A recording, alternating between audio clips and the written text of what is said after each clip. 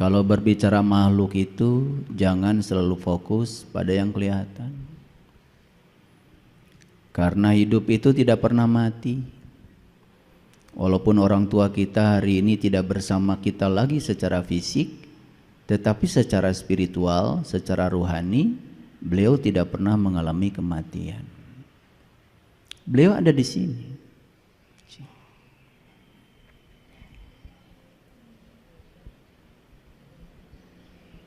Menghembuskan napas terakhir ke sini. Bedanya apa yang sudah mati dengan kita? Bedanya yang sudah mati itu ketika menghembuskan napas ke sini, napas enggak diizinkan lagi ke sini. Itu aja. Dan kita yang masih hidup ini, ketika kita menghembuskan napas ke sini, nafas itu cerdas. Karena masih ada tugas yang harus diselesaikan, dan tubuh ini masih layak pakai untuk digunakan sebagai kendaraan, maka nafas ke sini balik lagi, memberikan pinjaman kehidupan lagi kepada kita. Jadi sebetulnya kita ini sekarang sudah mengalami hidup mati. Karena napas itu masuk berarti hidup, keluar berarti mati, masuk lagi hidup, keluar mati. Jadi lampu yang ada di masjid ini tidak hidup terus. Ini hidup mati.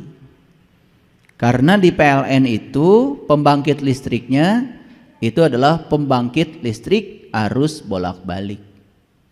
Arus bolak-balik tegangannya itu dari 0 maksimum ya sekitar 220 akar 2 volt. Turun lagi minimum negatif polarisasinya, naik lagi begitu. Jadi seperti itu, seperti gelombang. Cuma karena PLN itu frekuensinya 50 Hz, 50 Hz itu berarti dalam 1 detik terjadi 50 kali hidup mati. Mata kita tidak sanggup lagi untuk mendeteksi 50 kali hidup mati, lalu kita mengatakan seakan-akan lampu ini hidup terus. Karena kita tidak punya knowledge. Saya kalau ngasih ujian sama mahasiswa yang sederhana saja. Apakah lampu di rumah Anda itu hidup mati atau hidup terus? Udah itu aja soalnya. 5 jam ujiannya. Udah, kalau dia bisa menguraikan terus sampai bagaimana prinsip kerja generator listrik, bagaimana generator menghasilkan GGL induksi, bagaimana kumparan berputar dalam medan magnet sehingga timbul yang namanya arus listrik. Apa bedanya arus listrik AC dengan DC? Diuraikan tuh. Kalau mahasiswa cerdas keluar tuh rumus-rumusnya. Dari satu pertanyaan itu dia bisa menjelaskan secara detail. Itu namanya orang berilmu. Makanya orang berilmu tuh sudut pandangnya luas. Makanya alam semesta itu disebut universe. Uni itu artinya kumpulan, versi itu sudut pandang. Universe berarti kumpulan sudut pandang. Lahirlah berbagai macam ilmu, matematika, fisika, kimia, biologi, kosmologi, astrofisika, astronomi, geofisika, biologi, macam-macam. Berbagai macam ilmu kedokteran, gak ada habis-habisnya. Semua ilmu itu sudut pandang. Yang dipandang sama, objeknya alam yang sama, yaitu alam semesta ini dengan segala isinya. Objeknya semuanya sama, sudut pandangnya berbeda. Ada yang namanya sosiologi, ada namanya psikologi, ada namanya antropologi, macam-macam banyak ilmu. Semakin banyak sudut pandang kita, semakin luas kita memandang.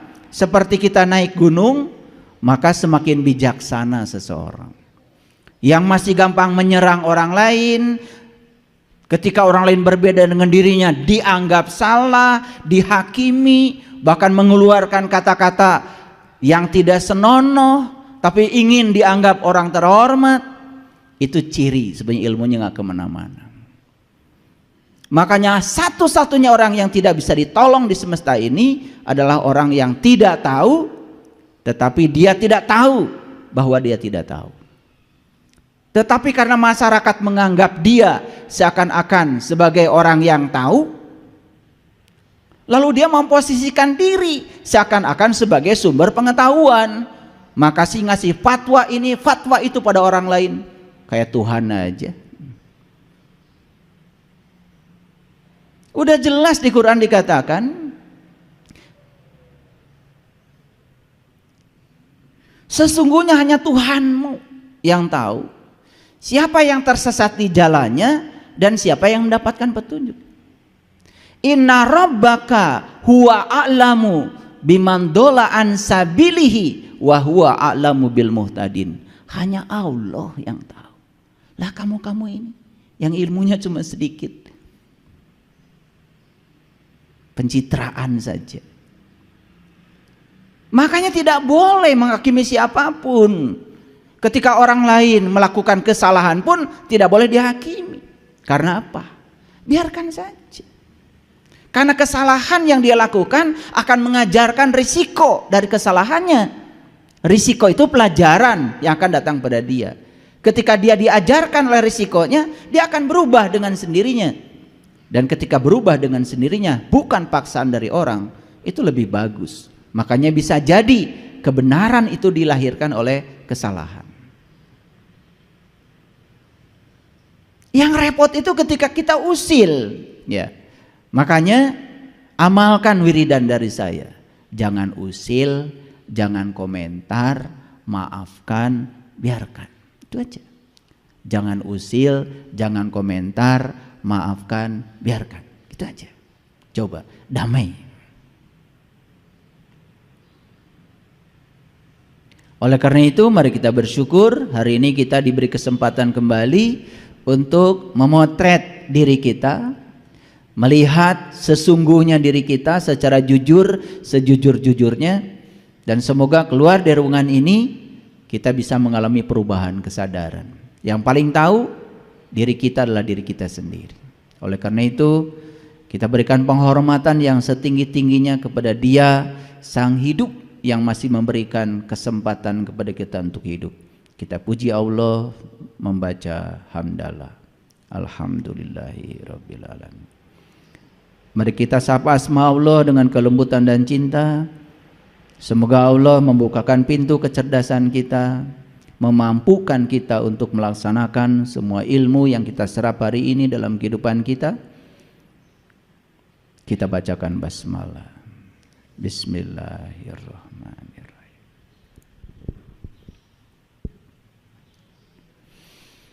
Judul kita hari ini agak unik. Saya beri judul hidup itu 10% masalah dan 90% sikap terhadap masalah. Jadi berapa persen? 100%. Mana yang paling besar bobotnya? Masalah atau sikap? Yang paling besar bobotnya adalah sikap terhadap masalah. Ada orang menghina kita, mau dianggap masalah atau tidak dianggap masalah, itu terserah kita. Karena sesungguhnya masalah itu tidak ada awalnya, diadakan oleh kita. Sekarang anggap saja itu masalah, karena dia telah menyakiti saya, dia telah menghina nama baik saya. Anggap itu masalah. Bibitnya itu cuma 10%. Tapi begitu kita lapor ke polisi, pencemaran nama baik, meluangkan waktu, harus di BAP, perlu pengacara,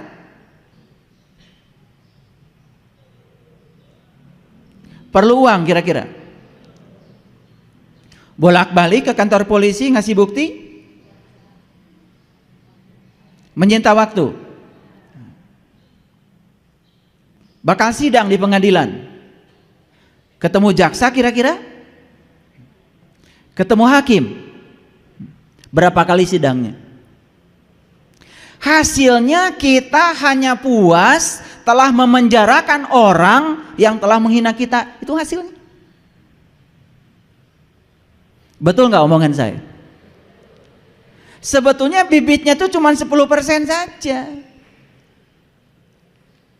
Masalah besarnya itu diciptakan oleh ego kita sendiri, pikiran kita sendiri, diri palsu kita.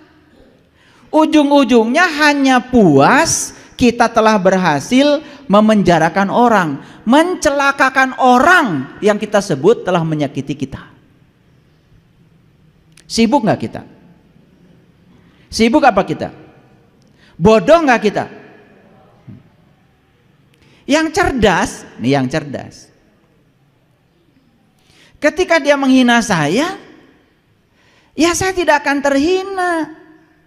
Karena sesungguhnya dia menghinakan dirinya sendiri. Kalau saya tidak mengizinkan diri saya terhina, ya saya tidak akan terhina. Saya juga tidak sakit hati kok. Kenapa? Karena sakit hati itu bukan buatan orang yang menghina kita, buatan pikiran kita. Karena pikiran ingin orang itu seperti yang kita mau. Ketika orang tidak seperti yang kita mau, maka kita sakit hati. Orang yang sadar, sesadar-sadarnya tahu kalau sakit hati buatan dirinya, bukan buatan orang. Buat apa saya repot-repot ke sana kemari? Ya sudah, saya maafkan saja. Selesai? Ada masalah? Tidak ada. Jujur ya. Jujur nih, wajah-wajah sibuk semua nih kelihatan. Ini wajah-wajah 90% ini. Ini wajah-wajah 90%. Wajah-wajah ruwet.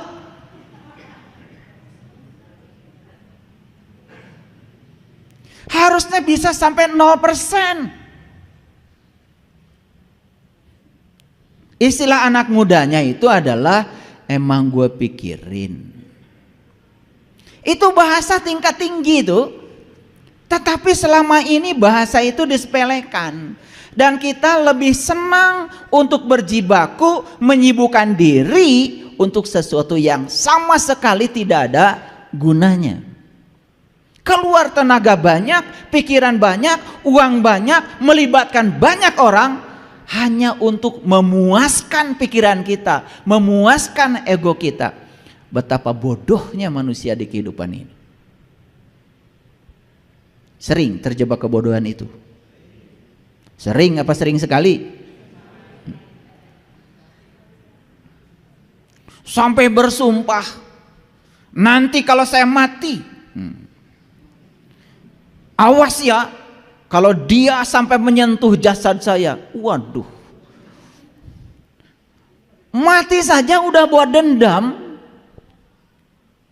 Orang yang mati kayak gitu, lahir lagi jadi cacing ya udah untung. Gak ada gunanya. Ini ada cerita suami istri. Suaminya itu memendam dendam yang luar biasa sama istrinya.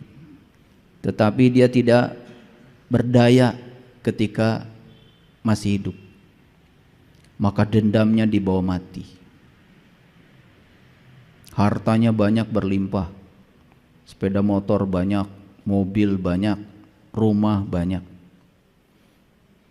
Dan ketika dia divonis penyakit tertentu dan dia tahu sebentar lagi mau mati, diam-diam di belakang istrinya dia pergi ke sebuah yayasan amal. Dan dia bikin di depan notaris penyerahan semua hartanya. Tidak ada disisakan satu harta pun buat istrinya. Gitu. Jadi begitu dia mati, beneran nih matinya. Istrinya itu pura-pura menangis Bombay. Padahal itu yang diharapkan. Apa yang dilakukan istrinya? Langsung buru-buru ke tempat pembuatan batu nisan. Beli batu nisan yang paling mahal, marmernya dari luar negeri. Diukir tulisannya, istirahatlah dengan damai.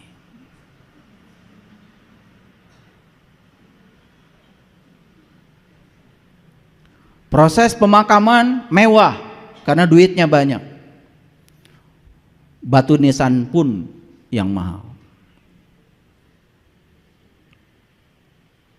3 hari setelah pemakaman selesai, dia baru mencari surat-surat. Ternyata semua surat-surat berharga sudah tidak ada di rumah lagi. Datanglah dari Yayasan Amal untuk mengambil semua harta karena sudah terjadi perjanjian di depan notaris.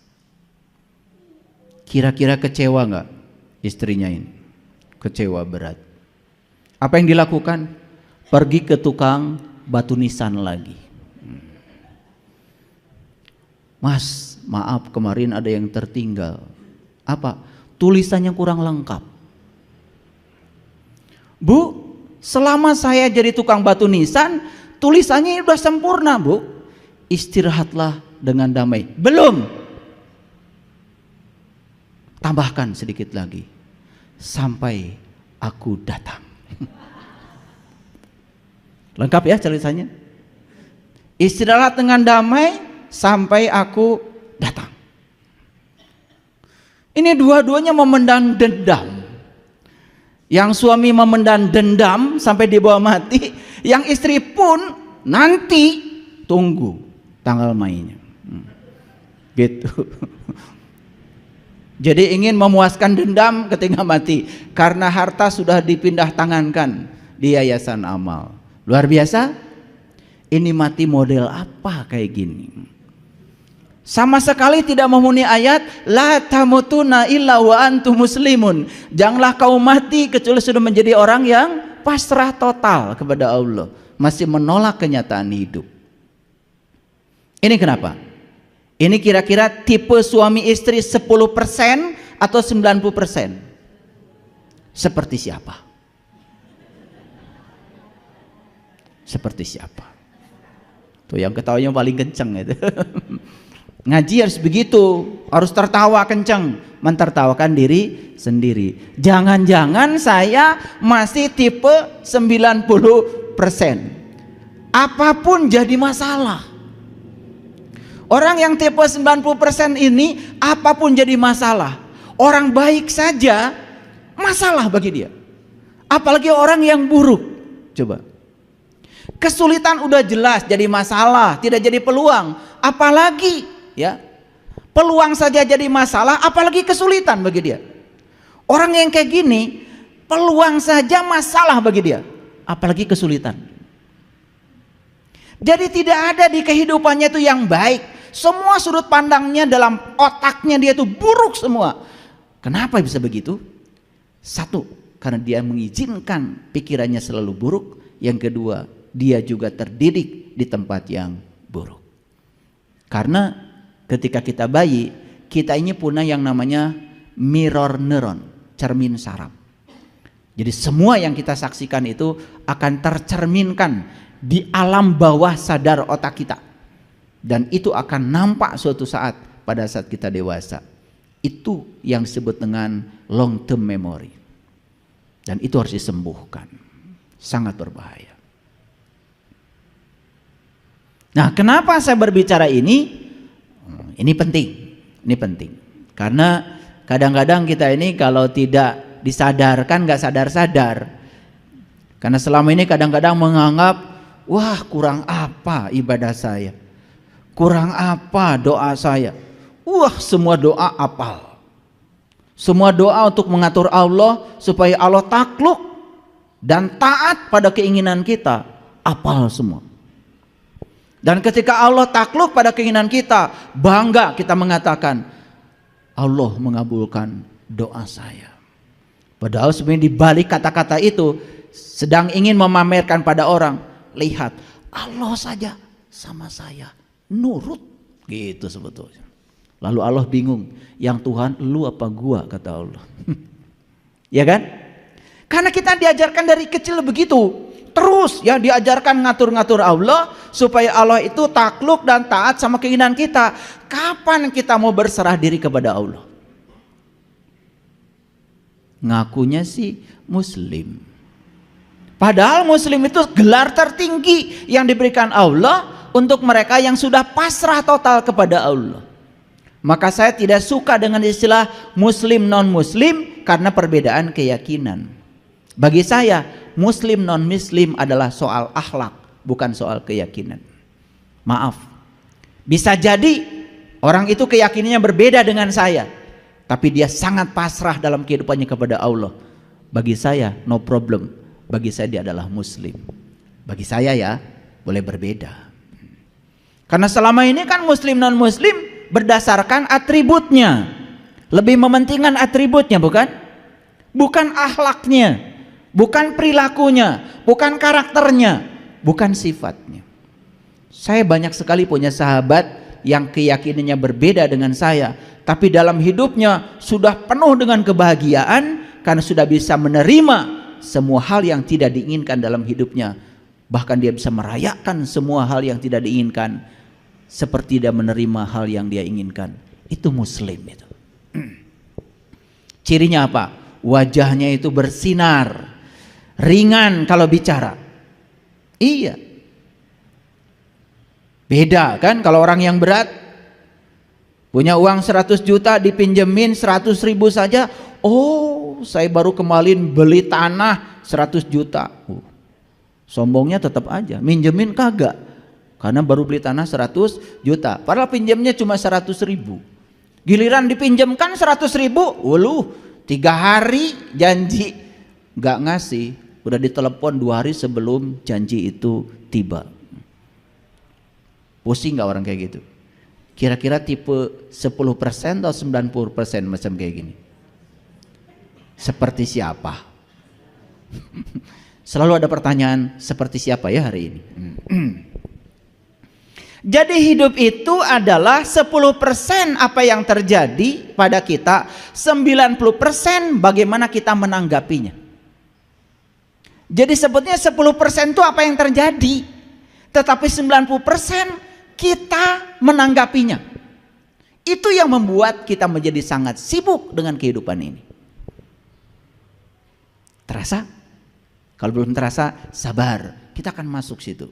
Nanti juga suatu saat akan terasa, oh itu saya banget, oh itu gua banget. Sholat sudah, bolak-balik ke Mekah sudah, tahajud juga kurang gimana rajinnya, bangun malam luar biasa, tetapi itu coba jadi robot, hanya menjalankan ritual tanpa kesadaran. Hasilnya tidak ada yang berubah. Lupa bahwa Nabi Muhammad diutus ke dunia untuk menyempurnakan akhlak. Semua ritual itu adalah sarana untuk menyempurnakan akhlak, tools, instrumen, tetapi itu dijadikan tujuan oleh kita. Kalau rakaat sholat kita sudah banyak, rasanya kita sudah banyak tabungan kita untuk sampereun jaga di akhirat. Kan begitu kata-katanya, betul? Sampereun aya nama eueuh kosong. Karena semuanya buat jaga. Itulah kadang-kadang kita suka bodoh. Terus aja membawa diri kita oleh pikiran ke masa depan. Lalu tidak pernah hadir di sini, saat ini, sekarang. Padahal hidup itu adalah di sini, saat ini, sekarang. Yang menentukan masa depan kita adalah saat ini kau buat apa. Jadi hidup itu awalnya sederhana. Karena cuma 10%. Selanjutnya menjadi rumit karena ditambah 90%. Apalagi yang 90% itu adalah respon-respon yang negatif terhadap semua hal yang terjadi dalam hidup. Tidak ada baiknya. Bayangkan, hidup yang kayak gitu tidak layak dihidupi karena kita telah menciptakan neraka bagi diri kita sendiri. Jadi siapa pencipta neraka? Pikiran kita. Kalau pikiran bisa menciptakan neraka, berarti pikiran juga bisa menciptakan surga. Dan selama ini salah kaprah, kita menganggap surga dan neraka itu ciptaan Allah. Surga dan neraka adalah ciptaan pikiran kita sendiri. Belum selesai. Ya, kita lanjutkan dulu. Saya cerita sedikit tentang pikiran. Ada kata-kata bijak, jangan hiraukan masalah. Abaikan justru pikiran-pikiran negatif tentang masalah. Kita selama ini sering berfokus pada masalah. Kalau masalah diabaikan, justru fokus kita ke sini. Ada pikiran apa di dalam diri saya tentang masalah?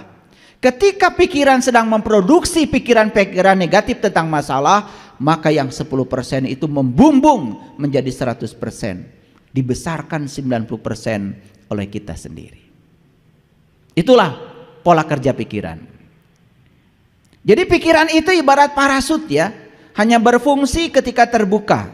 Pernah lihat orang terjun payung? Pernah ada berita orang terjun payung kemudian meninggal? Gara-garanya cuma satu, karena parasutnya tidak terbuka. Begitu parasut tidak terbuka, ya sudah, dia akan mengalami percepatan jatuh bebas dalam fisika, free fall. Dia akan jatuh bebas tanpa hambatan. Tetapi begitu ada payungnya terbuka, dia bisa kendalikan mau hinggap di tempat mana. Itu bedanya. Makanya orang-orang yang hari ini pikirannya masih tertutup, persis seperti orang terjun payung, parasutnya tidak terbuka. Dan orang-orang yang terbuka pemikirannya biasanya gampang untuk bisa menerima pandangan dari orang lain. Makanya dia akan menjadi kaya sudut pandangnya. Pernah nggak menyaksikan orang yang kekeh dengan pikirannya sendiri, sulit untuk menerima kritikan, sulit untuk menerima pandangan dari orang, asa pang benerna, asa pang akangna, merasa diri paling benar. Orang yang tertutup pikirannya seperti itu, persis seperti orang yang terjun payung, parasutnya tidak terbuka. Ayo, sudah berapa lama kita memiliki pikiran yang tertutup? Sudah berapa lama? Sudah terlalu lama. Makanya pikiran kita sudah kronis ini, sudah sangat kronis. Makanya kemarin ada yang share di grup di Australia, katanya guru-guru di Australia tidak menjadi sedih ketika anak tidak bisa matematika, tetapi menjadi sangat sedih ketika anak tidak bisa antri. Kenapa? Karena antri itu implikasinya sangat luar biasa. Satu, ketika antri belajar bersabar. Dua, ketika antri belajar untuk menghargai orang lain dan diri sendiri. Karena Anda datang paling belakang, ya sudah, Anda di belakang. Ini datang belakang tapi pengen selalu paling depan. Itu kan orang-orang yang culas. Ini soal akhlak ini, soal akhlak. Saya sering menyaksikan kejadian ini bahkan ketika saya sedang melaksanakan ibadah. Maaf. Kadang-kadang ini bisa terjadi di tempat yang disebut kota suci.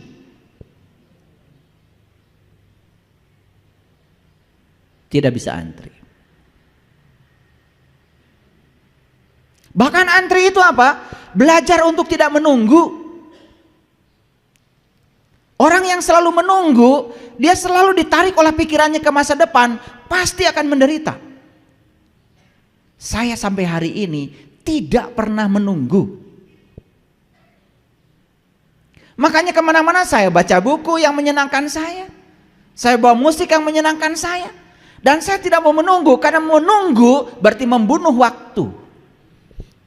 Terlalu banyak yang bisa kita lakukan. Bahkan ketika ada antrian yang panjang atau harus menunggu dalam waktu yang panjang, kita bisa melakukan pelayanan pada diri sendiri yang paripurna untuk menyenangkan diri sendiri yang bermanfaat. Bukankah itu luar biasa? Jadi masuk akal kalau orang Australia ya sangat khawatir ketika anak tidak bisa antri. Karena apa? Ternyata katanya untuk membuat seseorang bisa antri perlu waktu belasan tahun. Tapi untuk bisa matematika hanya perlu kursus 6 bulan. Bayangkan. Negara yang beradab seperti itu, ya, Menitik beratkan pada aspek etika, adab. Bukankah ini sebetulnya yang dikatakan oleh Rasulullah? Tidak disebut orang yang beriman jika tetanggamu tidak nyaman dengan kata-katamu. Tidak disebut orang beriman jika kamu jalan di sebuah jalan, lihat ranting, kamu tidak singkirkan. Berbahaya bagi orang lain tapi kamu tidak peduli. Tidak disebut orang beriman. Kita bukan bikin ranting, bikin polisi tidur pakai semen dan puas ketika orang lain jatuh akibat polisi tidur kita, dan masih saja mengatakan diri orang beriman. Bahkan polisi tidurnya tepat di depan masjid. Luar biasa? Siapa yang luar biasa? Kita. Lu kali, gua kagak. Awas, jangan pengen kita terus. Kita ini susah sekali bilang saya. Ini kebiasaan, pengen bareng-bareng. Saya sering tanya, siapa yang begitu? Kita. Loh, kita. Lu aja kali, gua kagak. Jadi untuk bilang saya itu, ini karakter. Ini kebiasaan tidak mau bertanggung jawab. Jadi inginnya rame-rame. Ini karakter, ini karakter. Ini saya bicara karakter karena judulnya ini soal karakter. Nanti kita akan pakai ayat supaya jelas. Baik, lanjutkan dulu. Ketika pikiran diam, seluruh alam semesta akan menyerah. Maka ada kata-kata, jika kamu mengangkat tangan, maka Allah akan turun tangan. Dan jika kamu turun tangan, Allah akan angkat tangan. Ini kata-kata yang luar biasa. Cuman implementasinya kadang-kadang nggak ngerti. Jika pikiran diam, seluruh alam semesta akan menyerah. Maka belajar mendiamkan pikiran. Gimana caranya? Itulah pentingnya meditasi. Alergi dengan meditasi, ganti muraqabah ke, muhasabah ke, pakai biar Arab. Tapi intinya adalah belajar menyadari bahwa pikiran bukan diri kita. Belajar menyadari bahwa tubuh bukan diri kita. Diri kita yang sebenarnya adalah sang kesadaran pengamat bagi pikiran. Gak akan larut kalau begitu.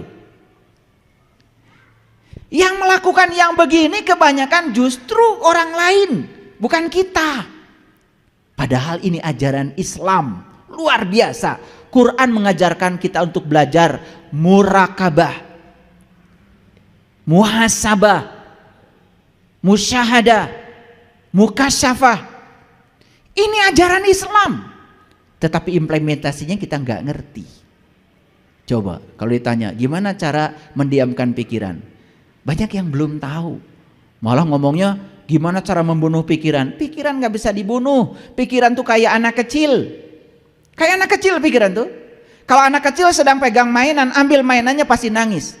Cara mengambil mainan itu kasih mainan baru dia akan senang. Makanya kalau kita mau mendiamkan pikiran, kasih mainan baru. Caranya sederhana. Fokuskan pikiran pada nafas. Menyadari nafas kita masuk, keluar, datang dan pergi. Menyadari bahwa kita sedang mengalami hidup dan mati. Menyadari bahwa sesungguhnya dalam diri kita ada Dia yang tidak pernah tidur, nggak pernah ngantuk. La ta'khudhu sinatu wala naum. Nafas adalah wujud nyata kehadiran Allah dalam diri. Makanya memfokuskan pikiran pada nafas membuat pikiran kita diam. Ketika diam, pikiran ini tidak terlalu galak. Coba. Kalau tidak bisa begitu, mindfulness. Caranya apa? Tarik napas hitungan 4, tahan napas hitungan 7, buang napas hitungan 9. Akan tenang. Lambatkan jantung kita. Pikiran akan diam. Pikiran diam, perasaan akan tenang. Itu teknik-teknik sederhana yang kita lupakan. Padahal ini adalah ajaran leluhur kita yang sangat luar biasa. Pernah melakukan begitu? Ketika kesal, tarik nafas yang dalam. Menikmati kehadiran nafas dalam diri. Pernah? Enggak. Padahal sangat sederhana. Ini yang hilang dari kehidupan kita. Lalu kita menjadi sangat terbiasa untuk reaktif, tidak bertanggung jawab. Itulah. Lihat saya semuanya. Jadi pikiran ini persis seperti kabut. Sedangkan kesadaran kita, diri sejati kita persis seperti langit biru. Coba, langit tetap saja biru, ada kabut, tidak ada kabut. Kabut itu kadang hitam, kadang putih, ada dan tiada. Tapi langit tetap aja biru. Makanya orang-orang yang sudah menjadi langit biru, yang sudah berkesadaran tinggi, bahasa Qur'annya sudah mencapai sakinah, itu dilambangkan dengan teratai. Teratai itu semakin kotor tempat dia tumbuh, semakin indah dan bening bunganya. Makanya teratai menjadi lambang meditasi. Makanya orang bijak mengatakan, jadilah langit biru, jadilah layar. Pernah lihat layar? Kalau sekarang saya putar di sini video kebakaran, terbakar nggak layar? Kalau sekarang saya putar video banjir di layar ini, basah nggak layar? Layar. Ada video kebakaran tidak terbakar, ada video banjir tidak basah, layar. Sudah bisa begitu nggak? Iya. Kebanjiran kalian mah basah, ada kebakaran gosong. Kapan mau bahagia kalau begitu? Ini namanya belum mencapai sakinah. Tapi ngomong sakinah udah pinter ya? Iya, kalian kan begitu. Setiap orang nikah, semoga samawa. Ketiganya bu, naon samawa teh? Ah duka. Karena kita terbiasa latah ngikutin apa kata orang. Padahal samawa itu sakinah, mawadah, warohmah. Itu terjadi bukan hanya untuk pasangan, pernikahan, bukan. Sakinah itu untuk pasangan kita. Karena manusia itu diciptakan Allah sudah berpasangan. Pasangan itu jasmani dan ruhani. Pasangan itu jasmani dan ruhani. Kalau sudah selaras jasmani dan ruhaninya, itu namanya sudah sakinah. Suami istri itu tidak mungkin selaras. Apalagi belum bisa menerima dan menghargai perbedaan. Yang terjadi sengketa terus. Apalagi tidak tahu tujuan menikah. Tujuan menikah itu cuma satu, latihan menerima dan menghargai perbedaan. Karena Anda dengan saya beda. Ini malah saling memaksakan persamaan. Bikin dalil-dalil. Sebagai istri, awas. Kamu tidak akan masuk surga sebelum dapat restu dari saya. Walaupun suaminya binal kayak apa, pinter kalau bikin dalil begitu. Nurut sama suami atau tidak? Wah.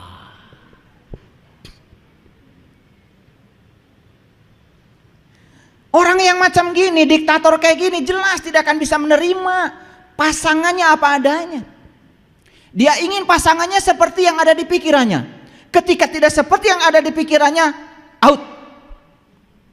Dan yang lucu, ini dilakukan oleh orang-orang yang mengatakan dirinya adalah tokoh-tokoh agama.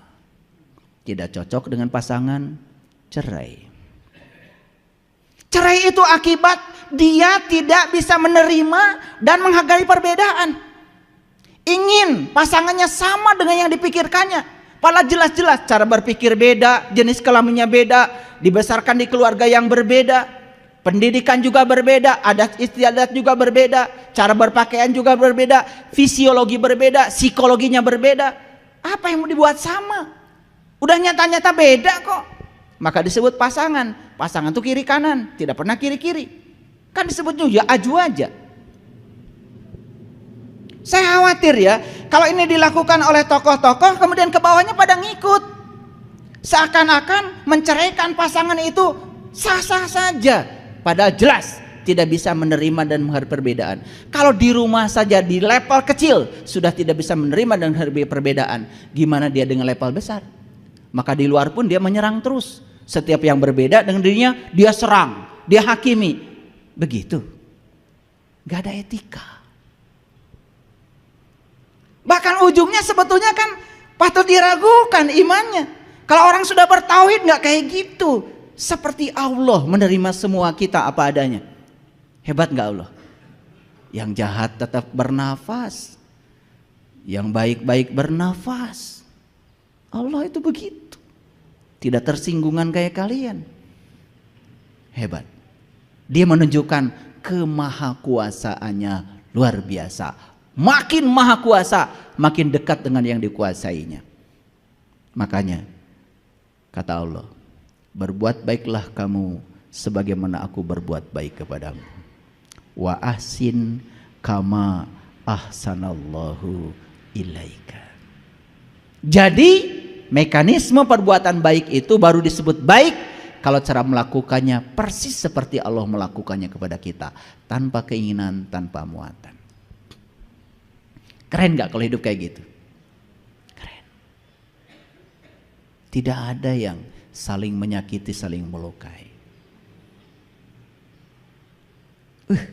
Kalau kita sadar dengan itu luar biasa. Hidup itu penuh berkah, penuh kebahagiaan. Saya dapat WA dari seseorang, ayah, alhamdulillah, setelah saya berpisah dengan suami saya, sekarang saya lebih bahagia. Sebentar, saya bilang, kamu itu bukan bahagia, cuman kamu tidak ada lawan bertengkar saja sementara waktu. Tanda tanya, supaya datang sama saya. Ntar dijelaskan, karena nggak mungkin di WA kan. Dia mengatakan bahagia, padahal dia itu cuman sedang istirahat dari bertengkar sementara waktu. Nanti juga ketika dapat sparring partnernya lagi, ya begitu lagi. Karena dia tidak bisa membedakan apa bahagia apa senang. Senang tuh mendapat, dia baru mendapat yang diinginkan. Karena ingin suaminya pergi dari rumah, senang. Apa itu bahagia? Bukan. Bahagia itu kita sudah tidak terganggu, dia ada, dia tidak ada. Bahagia itu adalah sakinah awalnya. Setelah sakinah mawadah, baru warohmah. Jadi bahagia itu selesai kamu dengan diri kamu sendiri. Kalau kamu masih mengharapkan orang lain baik sama kamu, mengharapkan cinta pada kamu, tapi kamu tidak mengungkapkan cinta pada orang lain, kamu tidak akan pernah bahagia. Makanya berhenti memaksakan cinta, mulai mengungkapkan cinta. Hadiah mengungkapkan cinta adalah cinta. Sederhana kok. Ingin dicintai, ungkapkan perhatianmu pada orang lain. Ungkapkan cintamu pada orang lain. Jangan merengek-rengek orang lain harus mencintai kamu, karena itu salah kaprah. Itu jalan lama yang harus ditinggalkan. Kurang cerdas.